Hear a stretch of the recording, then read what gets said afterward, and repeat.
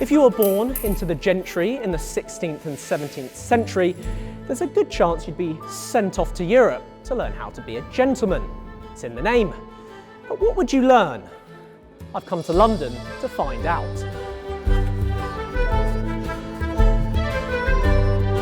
Right, guys?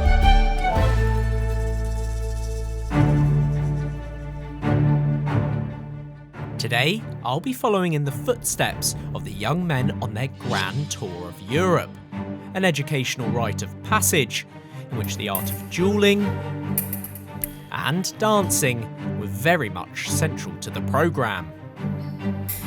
How much time and dedication did it take to learn the skills required not to embarrass yourself and tarnish your family name? If you're caught doing it out of time, mega embarrassment. Oh, that looks a bit awkward, didn't it? Don't fall flat on your face, please. And what was at stake if you didn't take the assignment seriously enough? Is it going to hurt? A little.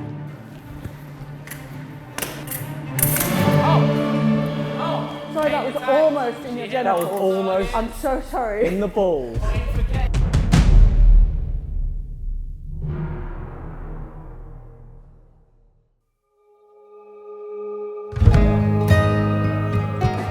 When you think of Brits abroad, you may well picture boozy football fans causing trouble and getting on the nerves of the local population.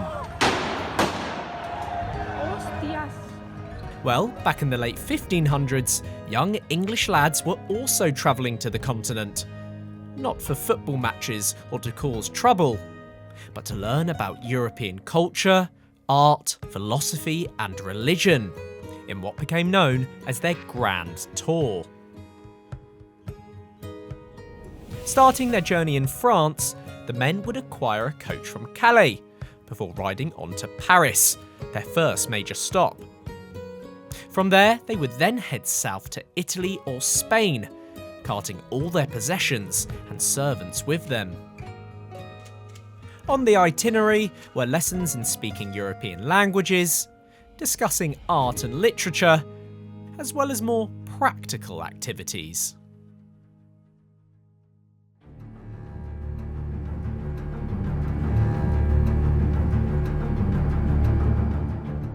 But there was a darker side to being a gentleman. In Europe, in the 15 and 1600s, it was not uncommon for those of the gentlemanly classes to challenge each other in a fight to the death, purely on the basis of words and actions that might offend each other's honour. Duelling was the secret ritual of a class, and belonging to that class depended on strict adherence to its codes. If I was to become a gentleman, I'd need to learn about this code. To practice for duels, fencing was a vital part of a young man's training on the continent. But how quickly could an absolute rookie pick up the basics? I had come to Fighting Fit Fencing Academy in North London to find out. Fighting Fit already has an impressive alumni list, including Catherine Beardmore, Senior British Championship title holder in 2017, as well as active roster, namely Catherine's younger sister Emily, who is part of the GB fencing squad. Like many of the men sent to Europe back in the Tudor and Stuart era, I was being thrown into the deep end. The first step for me was getting into some of the gear.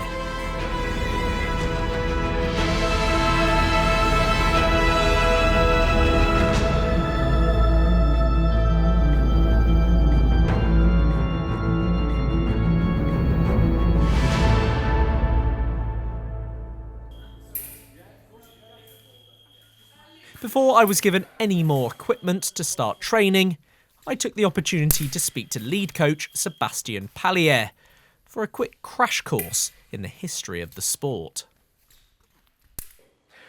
Hi Seb. Hello. I've got some of the gear on, there'd be a little bit more than this. I'm interested in the art of fencing itself in the 17th century. Is that still very much to prepare people for duels, or is it more of a sport? Yeah, at that point it still would have been to prepare people for duels. So a foil, specifically the weapon you're going to be using today, would have been used as a kind of training weapon. And then the épée, which is a kind of slightly heavier version of this, it's still a point weapon, so you're still hitting with the tip, would have been what they would have actually used in the duels. So that's all part of being a gentleman, you know, defending your honour.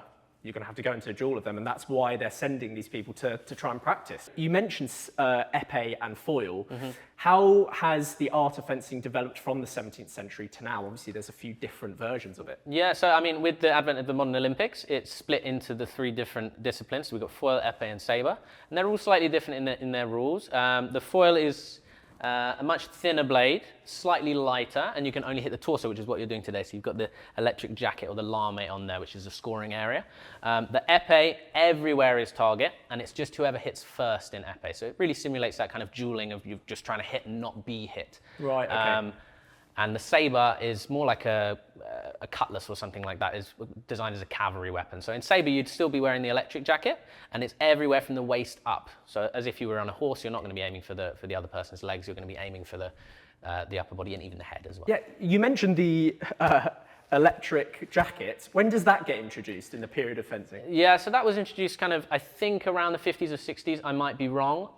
It has changed a lot over the years. Originally, it was just like a really simple box. You would be wearing a wire, and as soon as you hit, a light would come on. Now they're much more sophisticated. They've changed a lot of the timing systems. So now in foil and sabre, for example, it's really different. They share similar rules, but in foil you have much longer between like me hitting you and you hitting me for the box to show that we've both hit, whereas in sabre it's super, super tight. So you would have to hit me almost instantaneously, and in épée it's even tighter. So with the electric system, it's made it a lot easier to referee fencing and to understand for people who are viewing as well as who's scoring and who's not scoring. Is it going to hurt? A little, but most of the equipment will kind of deaden any feeling that you have. So. Hey, not if my footwork's good, so let's yeah, don't be hit and then you won't get hurt. Let's crack on with some training then. Cool. I was hoping my odds of not being hit would be ever more increased by the fact I was not actually facing anyone in my one-to-one lesson. That was until a certain imposter entered the gym.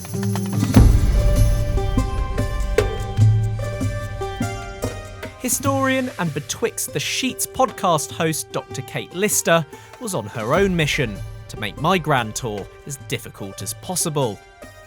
It seems we'd be learning together before a bout to test our skills. Do I have to slap Luke with it first If you like. and challenge him to a duel? No, I won't. Okay, right, now we're kitted up, we're ready to start fencing, but first we've got to learn how to fence. So if you could just take a space on either of those red lines at the back of these 2 metal strips, that would be great. And then just turn and face me. Okay, right, so in fencing we can only go forwards and backwards. So first thing we've got to set up our on guard position or your ready position. So just put your strong foot forwards. Cool, that's it. And your back foot just turns through 90 degrees, like to make an L shape with your feet. That's it.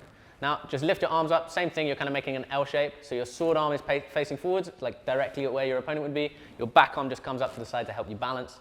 And last and most important bit, just bend your knees. That's your on-guard position, okay? Now to move forwards, super easy. Your front foot goes first and your back foot catches up. So just take a few steps forwards to get comfortable. So it's always front foot first, back foot catches up. That's it. To go backwards, just the same. So it's just reversed. The last thing we're going to learn in footwork is just how to attack our opponent.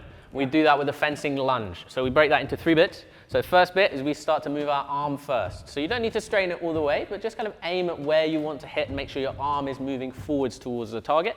Then we make a small kick with our front foot and just push with your back leg. So you put all 3 together, it's like aim, kick, push, and you land in a fencing lunge like this.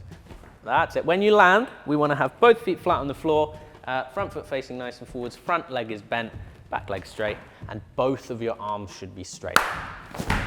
Nice, pretty good. Ready again, lunge. Before our bout started, we needed to lay some ground rules.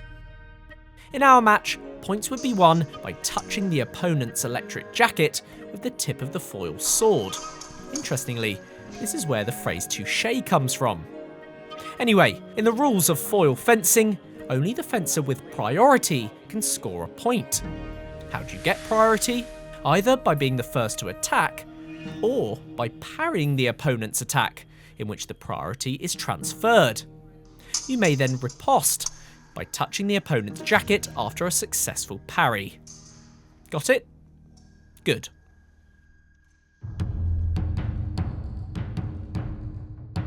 Okay, before we start fencing, we show our opponent a lot of respect in fencing. We do this at the start and at the end of the match. It's actually embedded into the rules of the sport. We do a fencing salute. Full salute, we point at the floor, bring your guard to your chin, point at the ceiling, nice straight arm, back to your chin and back to the floor.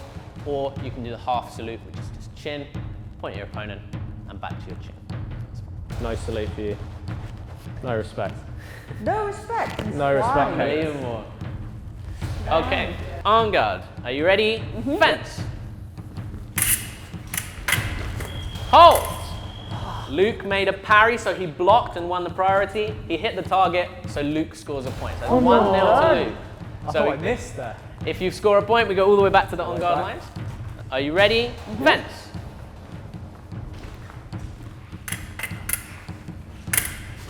Hold. Luke attacked, but he hit off target, so no point. Hold.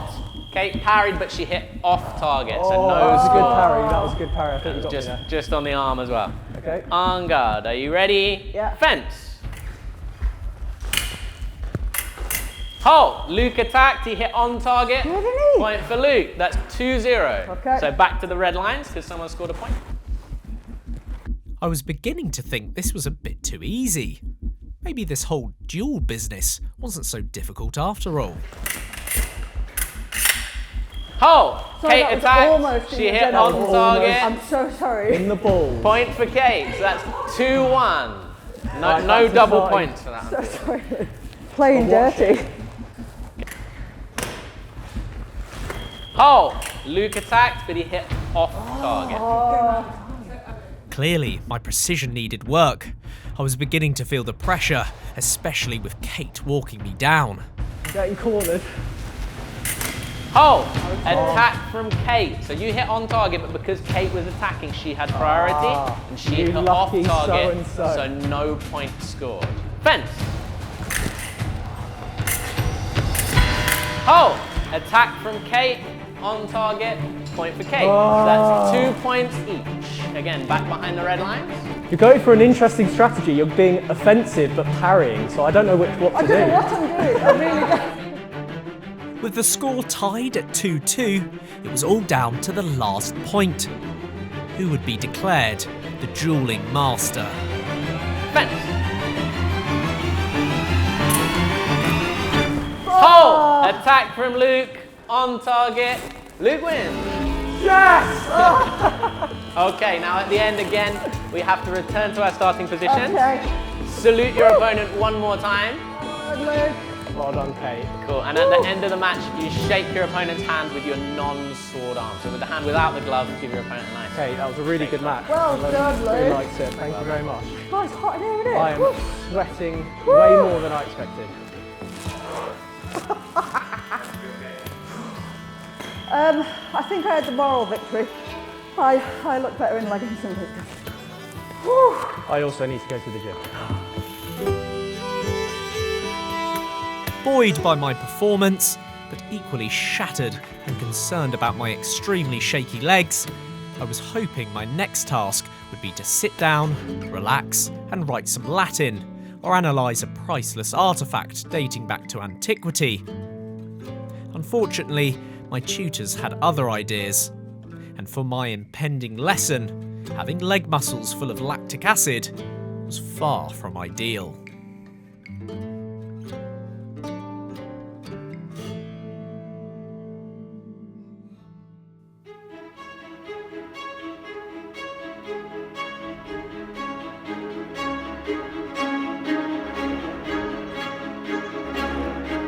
In the courts of Henry VIII through to those of James I and other Stuart monarchs, dancing and theatrical performances were all the rage.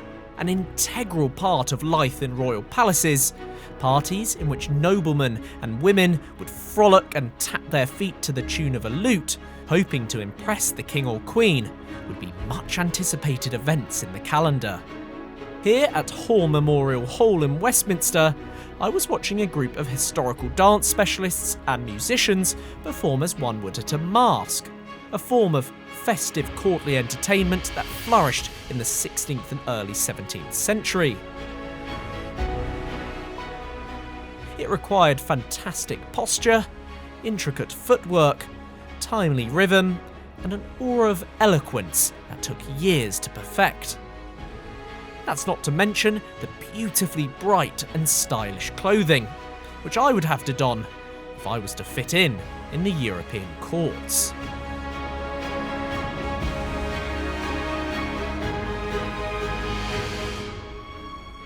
Here to guide me through the ritual and get me up to speed in the art of the masque during the late Tudor and early Stuart period is historical dance specialist Charlotte Ewart.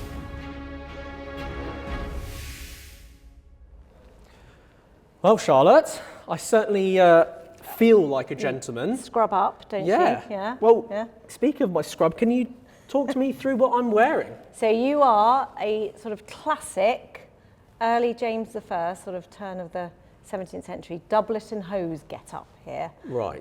So you can see you've got a doublet here on the top.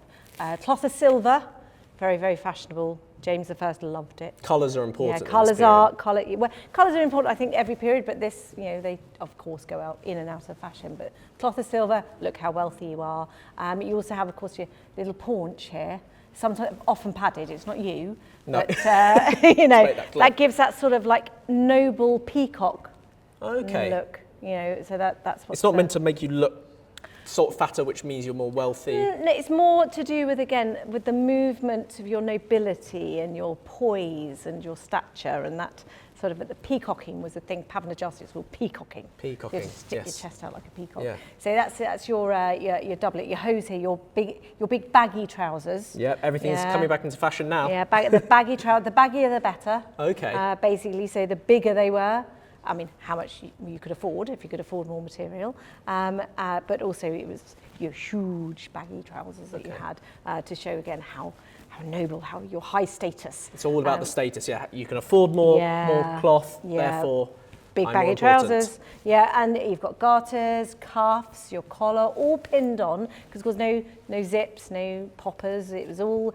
either pinned with an actual pin or pointed. So they are, as if you can excuse me, but you can see here, tied with your points here. So your clothing is literally tied together to hold together. Sometimes they would tie their sleeves on often, tie your doublet to your hose. By presumably your servant would be doing that. Of course, They must yes. have been spending ages getting ready. I sometimes think about that in this sort of Tudor Well, period. what else are they going to do? There's no, That is very true. no TV, no games. Well, speaking of entertainment, yes. In the 17th century court, Yes. just how important is entertainment? Because as you said, there isn't that much going on. It's all about flamboyance and showing your wealth. So it's super important. I mean, it was your ability to take part in it. And again, this grew out of the court of Henry, of Elizabeth. The status of an amateur wasn't something that, we think connotation, you're not very good. No, to be an amateur was like to aspire to, because you therefore had the time to practice dancing, playing music, fencing, doing all of the sort of leisure activities. You could, because you didn't have to go to work. Right. So you were like, I can practice my art, and then aren't I a good amateur? Again, So, it's all yeah. about what it represents, isn't Absolutely, it? Everything's about yeah. representation. Yeah. In the royal courts of the late 16th and early 17th century, how you dressed and performed in front of the king or queen could influence your status within royal society, and hence was taken extremely seriously. And as I was about to find out, in one form of festive entertainment, you required multiple strings to your bow. The masque, I've heard this, specific form of entertainment. Yes, a theatre, really. Theatre, okay. How is that different to any other forms of entertainment and dance they would have been doing? So, well, it was a huge spectacle, incredibly expensive, incredibly extravagant, but only for the aristocracy. close shop, total close shop. So you could only get in if you're an ambassador, if you're a member of court, if you're invited. VIP. So well, yeah, a bit like a big, FTSE 100 corporate do, only CEOs allowed, Right. that sort of thing. Okay. With very powerful person, president at the top or something. Yeah. So that's what we're going for here. And it was something that again grew out of just the courtly entertainments, which were less formal from Henry VIII, Elizabeth, but James. He was the one that put it on the map, really, in this country. It is a fusion of singing, dancing, spoken word, and dance being the most important. Okay. It grew into this big sort of three-sectioned extravaganza of an anti-masque, where you've got sort of grotesque chaos, all sorts, usually a god or a goddess has caused some sort of chaotic thing going on. Then you'd have the noble dancers come on with your big paunch, putting everything to right, solving the chaos in the main masque. And isn't it good that the king is there to restore order? It's a political tool as much as an So it's a narrative, tool. There's a narrative. Yeah, there is a very loose narrative. When you look at some of them, they really are quite loose. But it's the point is, watch this, because if we didn't have the king, we'd have chaos. Right. So we have to have the king to restore order. And the king is put there by God. Of course. Yes, and God has appointed the king and all the nobility to move in the way that they do, so therefore they can restore order. Oh, aren't they good? Aren't we lucky that we've got them? And then at the end you have a big old party in the revels, which is a bit like doing lots of different dances to impress the king, but you do them on your own. And would the king dance? Charles did. So Charles danced as a prince. The Queen, Anne of Denmark, and then later Henrietta Maria, she danced in the masques. She had her own masque. So the princesses danced. James, Duke of York, who was Charles's brother, again, he was renowned as a dancer, so he danced as well. So it was a big family business. They would train, they would go to lessons. Yeah. Charles I and George Villiers, when he was Prince Charles, they had the same dancing master. Right. So it was like it's all part of becoming the gentleman, isn't it, as well? Absolutely. It's part of their training. How to learn your languages, learn your dancing, learn your music, learn your science. That was how you go on your grand tour, become a gentleman. With a better understanding of what would be expected of me in a royal court of the era, it was time I began my training, starting off with a few basic steps. Now, if you are going to be a true gentleman, if you are going to aspire to, are we aspiring for the very top here? Very top. Very top, yeah. Then you must learn a Galliard. Okay. Yes, a Galliard is like the dance that you do. Now, like many of these dances, they became improvisational, but they had a basic form, okay? And the basic form of the Galliard, it goes to 6. Okay, to the beat of 6. Yeah, the beat of 6, or the count of 6. You do, I'll have to lift my skirts up, but you can see my legs underneath. You do 4 kicks forward. So 1, 2, 3, 4. Okay. Off you go. 1, 2, 3, 4. Very good, yes. Now, then, on 5, you bring your feet together. Okay. And then on 6, you do a little jump in the air and you twiddle your feet. Like that. Oh, that looks a bit awkward, didn't it? Don't fall flat on your face, though. That would be bad. That's not just a little jump. Well, if you're really good at the Galliard, the higher you jump. Yeah, the higher you jump. There was something called kicking the tassel. A lady would hold a tassel and the gentleman would Galliard and kick it. Would jump as high as you could. Yes, yes. You could twiddle your feet several times. God, it's going to make you feel like they get sweaty. Well, they're training for hours and days and weeks to do this. So, they would get sweaty, but they're very fit. So the whole Galliard step is 4 kicks forward. Ready? Okay. And 1, 2, 3, 4. Put your feet together. 5. Jump up. 6. Okay. 1, 2, 3, 4, 5, 6. Yeah. What's your garter? Oh, my garter. Yes. Oh dear, Luke. Not the best start. Judging by my jumping ability, a wardrobe malfunction was the least of my worries. What's more, making sure your feet were in rhythm was just the first step. Once you've got that basic, 1, 2, 3, 4, 5, 6, you don't just have to kick forward. Oh no, you could kick backwards. You can even kick to the sides. Oh. Yeah. Okay. 1, 2, 3, 4, 5, 6. You'd be dominating the dance floor. That's the whole point. Yeah. It is, you know, you've got to show just how amazing you are at it. Okay, well, I'll give that a go. So Yeah. we've got the 1, 2, 3, 4. 5, up, 6. Ooh, not bad. That was a bit better. I like that little flourish Bit at the end. better. You could turn it. Like Wow. that. Yeah. There's a real art form to It this. is. I mean, we laugh about it, but it takes training. There's a book in the period from Spain which has got 250 different No way. variations of it. 1, 2, 3, 4. 5, 6. Ooh, Would it be okay. both feet or just one? You could, it's improvisation. Oh, it's a bit of As improvisation. long okay. as it fits to the count of 6, you can basically do what you want. If you're caught doing it out of time, mega embarrassment. Well, it means because you can't see clearly God isn't running through you while you're dancing. Yeah, so you hasn't need given to, you the yes. gift of Hasn't timing given and you the rhythm. gift, absolutely. 1, 1, 2, 3, 4, 5, 6. 6. Okay, and then what you do is, it's, as I said, it's a dance off. Yeah. So one person will come and do 4 measures, and then another person, and then they go, yeah, go on then, you do it. So you can do it better. It's similar. It kind of happens today as well. You see? Yeah. Yeah, Things nothing's don't new. change. No, Things don't nothing's change. new. Okay. Yeah, and then if you impress the king, he might give you a castle or something. Wow. Yeah. So the stakes are high, Stakes are high. and Yeah. you're kind of trying to one-up Yeah. each other. So it's not just you've got your beautiful clothing, It's which just the is start, very, yeah. richly decorated and lovely fine lace, and then you walk in and you've got your noble gait, and then you've got your amazing dance ability. Amazing dance. Yeah, Okay, see. well, Charlotte, shall we have a dance off? Dance off, right? Come on then.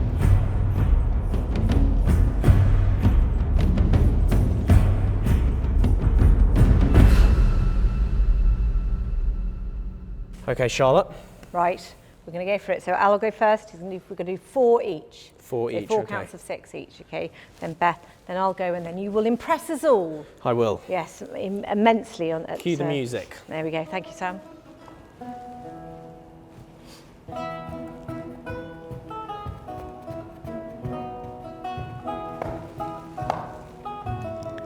Oh, very good, very good. Got very high. That's you. Oh, she's doing Very it sideways. dainty, very sideways, dainty, very woman-like. And around.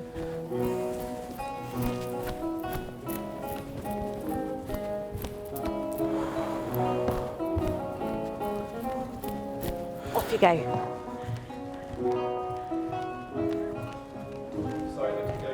Oh, I'm good. That's probably. Oh, can I start that again? 1, 2, 3. Oh, this keeps falling down. Sorry. 1, 2, 3, 4. 1, 2, 3,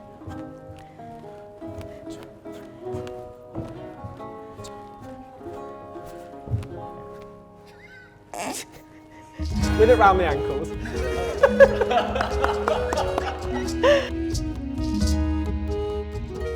And with that entertaining performance, my grand tour came to an abrupt end.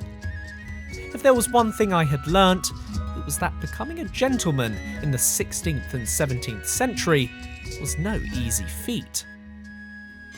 Your literal feet were always on the move, whether that was in time with the beat of a lute or to dodge your opponent's sword in a duel.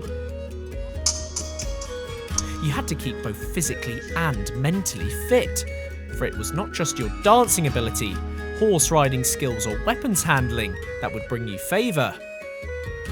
It was your ability to express yourself eloquently and talk about philosophy, history, art and architecture. All in all, it was a right old faff.